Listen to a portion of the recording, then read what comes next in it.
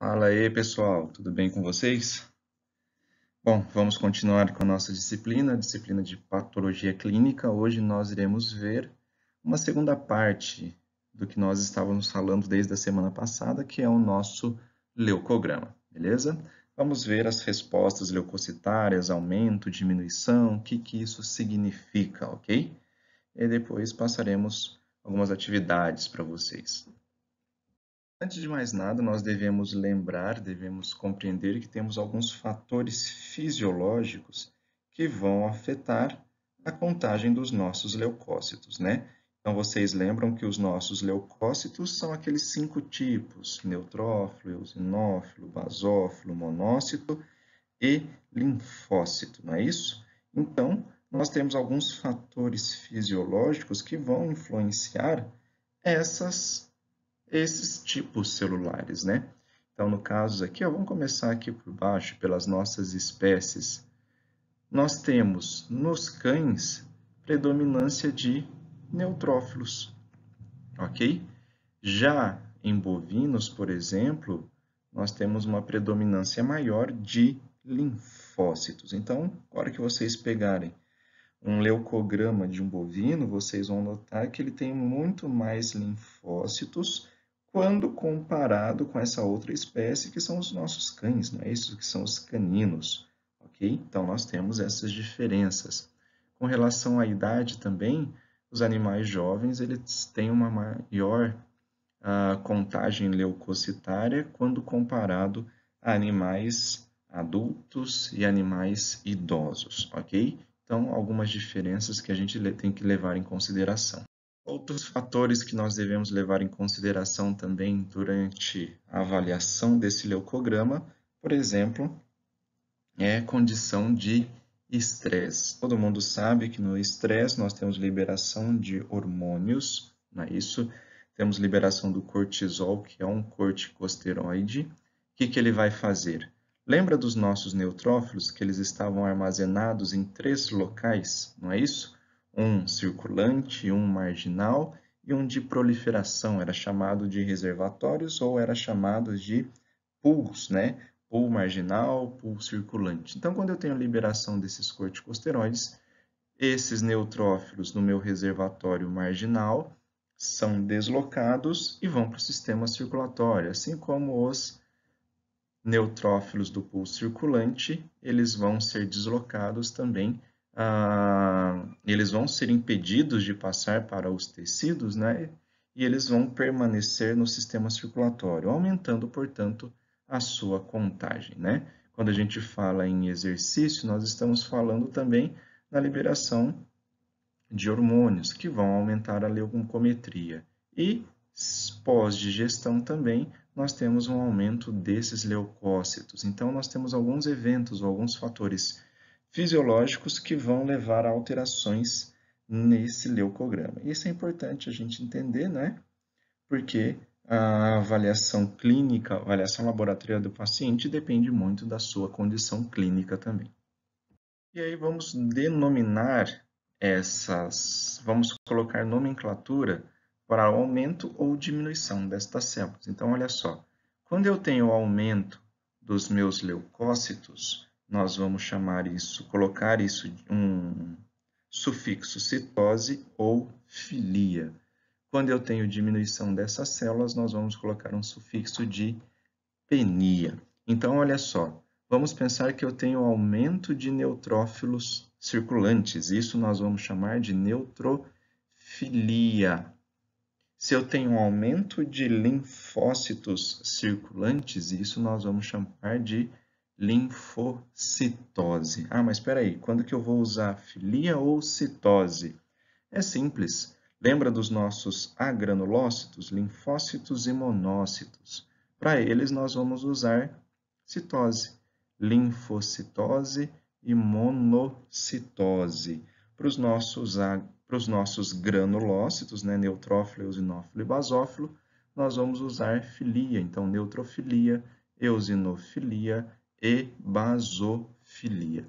Quando nós temos diminuição das células, nós vamos colocar apenas como penia, neutropenia, linfopenia, eosinopenia, monocitopenia, basopenia e assim por diante, ok? Então, quando nós falamos de leucocitose, nós estamos falando do aumento total desses leucócitos. Quando eu estou falando em leucopenia, nós estamos falando desta diminuição desses leucócitos circulantes. E aí, o que está escrito aqui no cantinho como número relativo e número absoluto, depois nós iremos trabalhar isso. Só adiantando, número relativo é dado em porcentagem. Número absoluto já é o número real. O que importa para a gente é isso que nós chamamos de número absoluto, ok? Mas depois nós trabalharemos isso com mais calma e bem mais detalhado.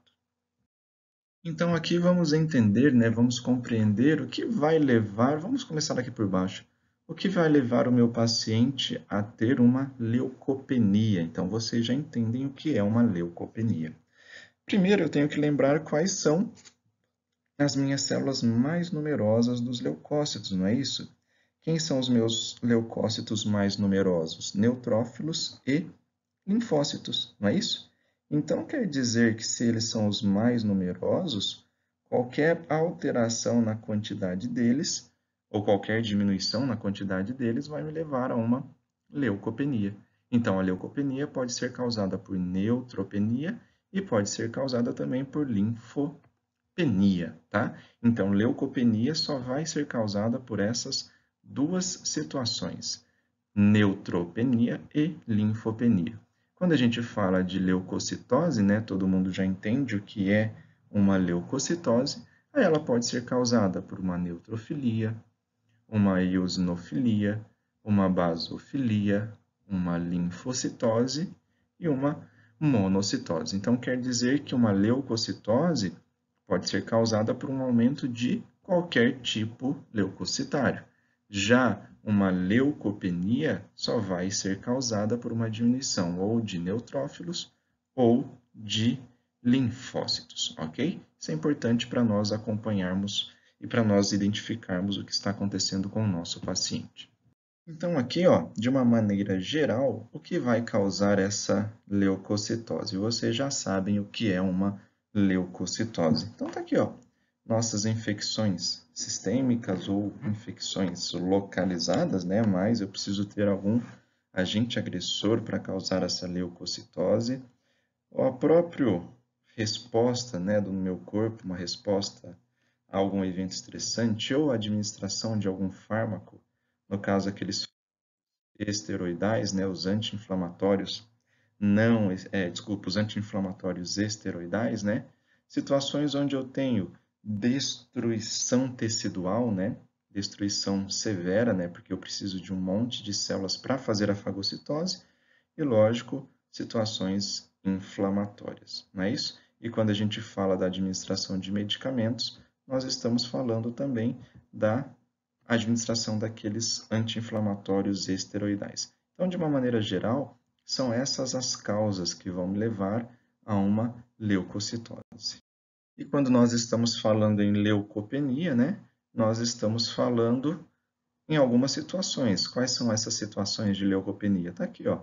Doenças virais. Lembra que linfócito protege o meu corpo contra agressão a vírus, não é isso? Então, quer dizer que se eu tenho uma doença viral, principalmente em fases iniciais, onde meu corpo ainda não teve tempo de responder, eu tenho leucopenia. Uma infecção bacteriana, só que agora uma infecção bacteriana extremamente grave, extremamente maciça, não é isso?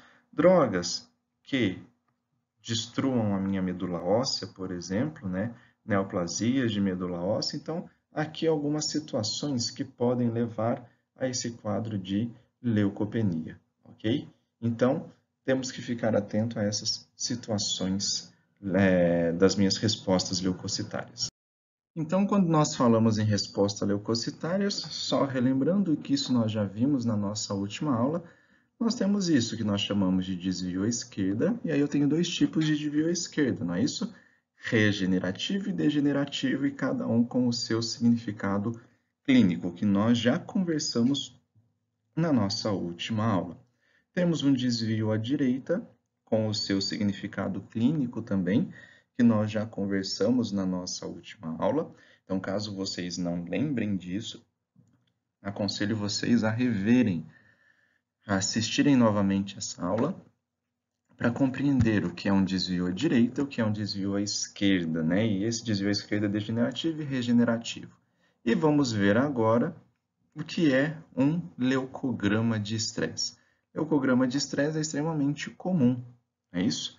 Ele é comum porque os animais vão para atendimento, não é isso? E esses animais estão em ambientes diferentes, estão em contato com outros animais, eles vão apresentar um certo estresse, principalmente os animais felinos, não é isso? Ou vamos pensar no animal que está convalescente, o animal que está doente, é um animal que está submetido a situações estressantes também. Então, consequentemente, esse animal pode apresentar um leucograma de estresse, que se não for devidamente interpretado pelo clínico, isso pode entender ou pode parecer que este animal tem alguma patologia, ok? Mas não, simplesmente é um leucograma de estresse. Então, vamos ver o que seria esse leucograma de estresse. Então, aqui o nosso leucograma de estresse, né? O que é o nosso leucograma de estresse? Neutrofilia, todo mundo já sabe o que é uma neutrofilia, uma eosinopenia e uma linfopenia, né? Então, nós temos uma neutrofilia persistente, uma eosinopenia, uma linfopenia e posso ou não ter monocitose. Mas fiquem mais cientes disso daqui, né? Neutrofilia, eosinopenia e linfopenia. Então, lembrando que o leucograma de estresse está aqui, ó. Dor, liberação ou administração de anti-inflamatórios esteroidais, distúrbios metabólicos, quando o meu paciente tem alguma doença sistêmica. Então, tudo isso vai levar ao nosso leucograma de estresse, ok? Então, fiquem atentos que essas doenças ou a dor ou o simples fato do animal chegar ao seu consultório também pode causar esse leucograma de estresse. Por que esse leucograma de estresse, então, melhor, como que é a caracterização dele? Como a gente já falou, ele é causado por uma neutrofilia, porque os meus neutrófilos lá daquela reserva medular vão ser disponibilizados, então aumenta a contagem desses neutrófilos. Uma eosinopenia, devido à diminuição de histamina circulante, vocês lembram que lá nos grânulos dos eosinófilos nós temos histamina. Uma linfopenia ela é causada porque eu tenho quebra, né, desses linfócitos circulantes e os linfócitos que estavam lá nos meus órgãos linfóides em maturação, eles não vão voltar para a circulação. Então, eu tenho linfopenia e essa monocitose ela pode ou não acontecer. Então, se vocês pegarem um quadro, um paciente que apresenta neutrofilia, linfopenia, e ele não apresenta mais nenhuma alteração, provavelmente isso é um leucograma de estresse. E agora nós vamos ver essas respostas leucocitárias, né? Neutrofilia, neutropenia, linfocitose, linfopenia, eosinofilia, eosinopenia, basofilia, basopenia, monocitose e uma monocitopenia. Então, nós vamos ver qual que é o significado clínico de cada uma dessas, em quais situações isso vai acontecer. Então, agora vamos ver essas causas, né? Vamos começar a falar sobre neutrofilia, o que vai levar a esse aumento de neutrófilos circulantes, né? Então, isso é o que significa neutrofilia, como a gente já conversou nos slides passados. Podemos ter uma neutrofilia fisiológica, como a gente já viu. Lembra do leucograma de estresse?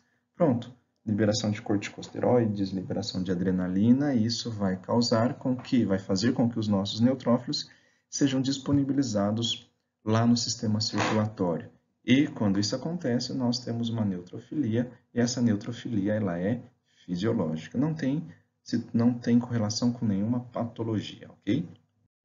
Então tá aqui, né, ó, uma liberação súbita desses neutrófilos do compartimento marginal, também do compartimento de proliferação, que vai levar a essa neutrofilia fisiológica. Então tá aqui, ó, algumas situações que vão levar a essa neutrofilia fisiológica. Olha o nosso estresse aqui, né? Olha o exercício violento ou exercício prolongado por causa da liberação de noradrenalina ou liberação de adrenalina. E a utilização de corticosteroides, né? Lembra dos anti-inflamatórios esteroidais que vocês viram lá na farmacologia. O que esses corticosteroides, ou o que eles vão fazer, né? Prolonga a vida dos neutrófilos, impede que esses neutrófilos sejam liberados lá para os tecidos, né? Faz com que esses neutrófilos do meu compartimento marginal caiam no sistema circulatório e também promove uma liberação desses neutrófilos do meu compartimento de proliferação, que é a medula óssea. Então, mediante essas situações, eu tenho um aumento desses neutrófilos circulantes. Só que isso não é causado por nenhuma patologia, logicamente.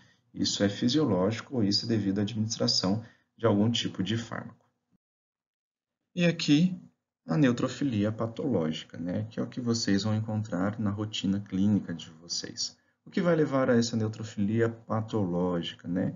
Então, olha só, infecções agudas, localizadas ou generalizadas. Então, vocês têm que pensar o seguinte: qual que é a função desses neutrófilos? Não é promover fagocitose? Não é a primeira linha de defesa do meu corpo contra qualquer agressão? Então, se isso, quem faz isso são os nossos neutrófilos, né?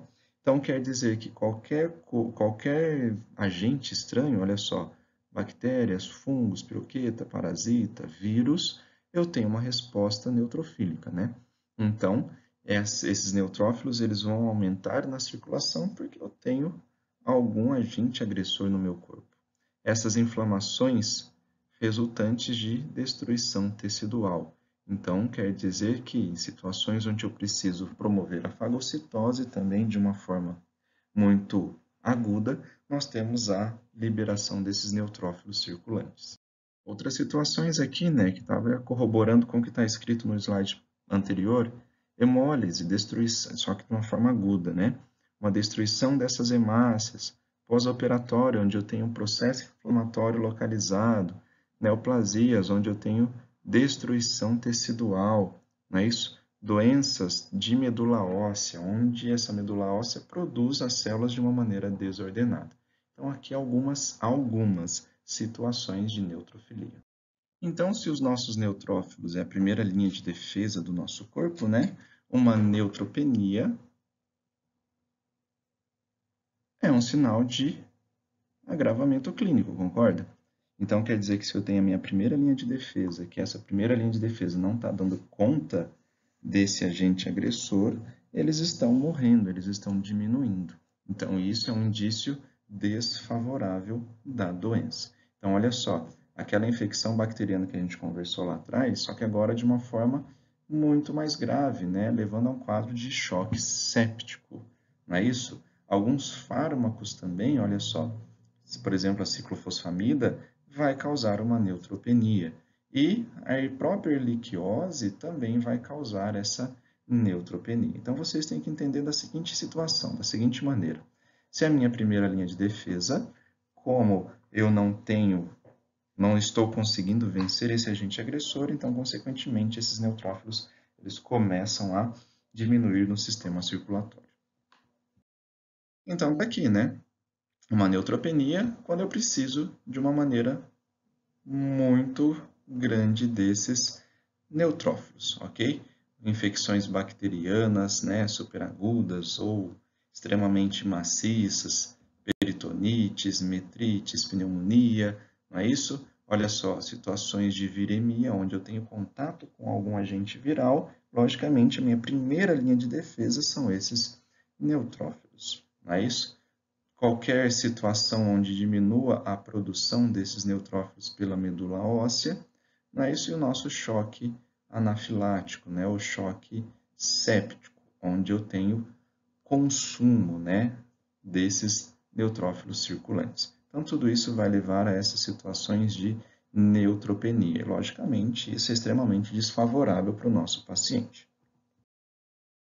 Então, agora, né, nós iremos conversar sobre os nossos linfócitos, causas de aumento e diminuição desses linfócitos. É importante vocês relembrarem qual é ou quais são as funções desses linfócitos, que nós já conversamos também nas aulas passadas.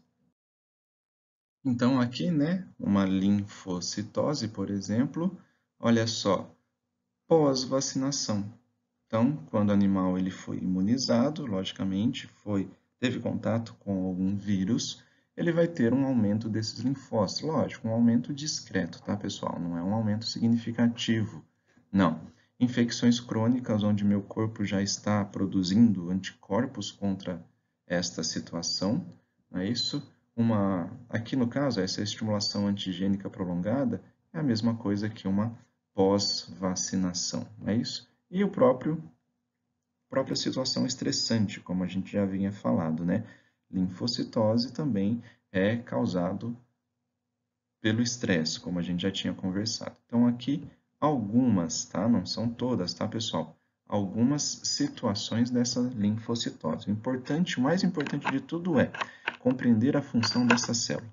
Se vocês sabem a função celular, se ela está aumentada ou diminuída, fica simples para vocês compreenderem o motivo disso e a interpretação clínica disso. E aqui, no caso, alguns exemplos de uma linfopenia, né? Que é a diminuição desses linfócitos. Olha só, infecções extremamente agudas, não dá tempo do meu corpo responder a essas infecções. Infecções virais recentes, olha só, a nossa sinomose. Então, sinomose também vai causar uma linfopenia, erliquiose, leishmaniose, são algumas patologias que levam a essa linfopenia. E olha só, infecções bacterianas extremamente severas. Vocês têm que compreender a função dessa célula para saber a interpretação clínica do aumento ou diminuição das mesmas. Vamos falar dos nossos eosinófilos, tá? Eosinófilo é essa célula que contém dentro do seu citoplasma, né, ó, esse monte de grânulos, esses grânulos tudo avermelhados, né, ou grânulos eosinofílicos, né? Então, lembrem a função dessa célula. Dentro desses grânulos nós temos histamina, então ela é responsável relacionada a reações anafiláticas. Vamos compreender o aumento ou diminuição dessa célula, qual que é o significado clínico. Então, aqui, ó, uma eosinofilia, qual que é o significado de uma eosinofilia? Significa que meu paciente está tendo algum tipo de reação anafilática, né? Ou reação de hipersensibilidade. Então, quando eu tenho essa eosinofilia, provavelmente meu paciente está tendo contato com algum agente alérgeno. E isso, basicamente, é a interpretação clínica, né, de uma eosinofilia. Então, aqui a gente consegue visualizar, ou consegue ver, alguns eventos, né? Olha só, reações alérgicas, reações anafiláticas, parasitismo, não é isso? Olha só. Então, são situações onde meu paciente tem alguma resposta alérgica, resposta anafilática. Lógico, algumas neoplasias que liberam histamina, como mastocitose, por exemplo, mastocitoma, desculpa, por exemplo, vai levar a situações de eosinofilia. Então, eosinofilia, aumento desses eosinófilos circulantes. Temos situações de eosinopenia? Sim, temos situações de eosinopenia. Porém, olha só o que é importante a gente entender. Não tem ou tem pouca importância clínica. Lembra da situação estressante, né? Que vai ter eosinopenia. Então, pronto. Eosinopenia não tem muita importância clínica para a gente, ok? Agora nós vamos falar dos nossos basófilos, né? Basófilo é essa célula que se parece com o eosinófilo, ok? Só que nos seus grânulos, os seus grânulos aqui eles são arroxeados, não é isso? E esses grânulos arroxeados, eles também contêm histamina. Então, diferença morfológica entre essas células é que o eosinófilo é vermelho e o basófilo é azulado, ok? E dentro desses grânulos nós temos também histamina. Então, praticamente, a função do basófilo é a mesma do nosso eosinófilo. Então, eu já começo a entender, eu já começo a suspeitar do aumento ou diminuição dessas células, quais são os seus significados. Então, olha só, uma basofilia, dificilmente ela vai acontecer, tá? Se acontecer, ela estará sempre associada com a eosinofilia. E olha só, reações de ou situações de parasitose ou situações alérgicas. Basicamente, a basofilia é a mesma história quando a gente conversa ou quando a gente fala dos eosinófilos. Então, a eosinofilia e basofilia, basicamente o significado clínico, ele é o mesmo. E aqui uma basopenia, peraí, o normal de basófilos no meu sistema circulatório, dependendo da espécie, é 0. Se eu tenho 0 na circulação, não tem como eu ter menos do que 0, não é isso? Então, como eles são raros na circulação sanguínea, são algumas espécies que têm a presença de basófilos, logicamente não tem importância clínica nenhuma a diminuição desses basófilos, né? Lembrando que tem aquelas espécies que o normal é 0. Então, se eu tenho 0 de normal, não tem como ter menos do que isso. Então, e para aquelas espécies que possuem uma quantidade um pouco maior de basófilos, a diminuição deles é sem importância clínica nenhuma. E agora chegamos nos nossos monócitos, não é isso? Espera aí, o que o monócito faz? É uma célula fagocitária, não é isso? Então, uma monocitose ocorre quando eu preciso de fagocitose. Olha só, infecções ou inflamações agudas ou crônicas, tá? Normalmente isso acontece principalmente em situações crônicas. Olha só a nossa anemia hemolítica, né? Imunomediada, ou seja, meu sistema imunológico está destruindo as minhas hemácias. Então, meu sistema imunológico vai destruir essas hemácias como? A partir dos nossos monócitos, ok? Então, lembrem disso. Monócito, célula fagocitária, quando eu preciso de uma fagocitose de uma maneira extremamente avantajada, eu terei um aumento desses monócitos circulantes. E uma monocitopenia não tem importância clínica nenhuma para a gente, ok? O que é importante para a gente é o aumento desses monócitos e a sua interpretação clínica, ok? Então, pessoal, o objetivo da nossa aula de hoje é exatamente isso, começar a compreender um aumento e diminuição dessas células, quais são ou qual é o seu significado clínico. Lembrando que a clínica ela é soberana, então vocês irão juntar sinais clínicos, alterações clínicas, junto com alterações laboratoriais, para tentar chegar num possível diagnóstico, ok? Se ficou em dúvida com relação a essa aula, deem uma olhada na aula passada, que é a aula introdutória desses leucócitos, não é isso? E qualquer dúvida, vocês sabem onde me procurar, sabem onde me achar, via e-mail, via WhatsApp, enfim, qualquer desses mecanismos digitais vocês conseguem me achar e tirar a dúvida instantaneamente. Ok, pessoal? Então, por hoje é isso. Bom estudo e qualquer dúvida estou à disposição.